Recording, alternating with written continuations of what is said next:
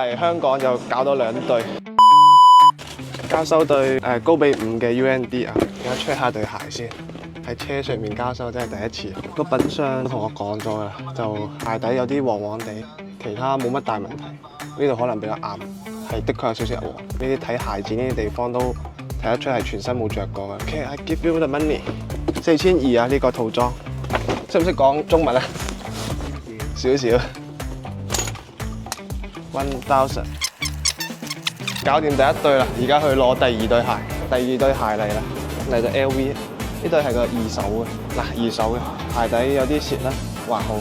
我個人對呢啲咩牛仔啊，呢啲配飾真係毫無抵抗之力。check 下對鞋先 ，OK 啦，兄弟，我俾錢你，6500啊，1000。好，唔該。過嚟香港就搞到2對，準確啲嚟講係3對，一個大套裝，跟住加對 LV。如果有想喺香港出波鞋嘅，歡迎過嚟揾我。我哋咧就成個香港我哋都可以走嘅。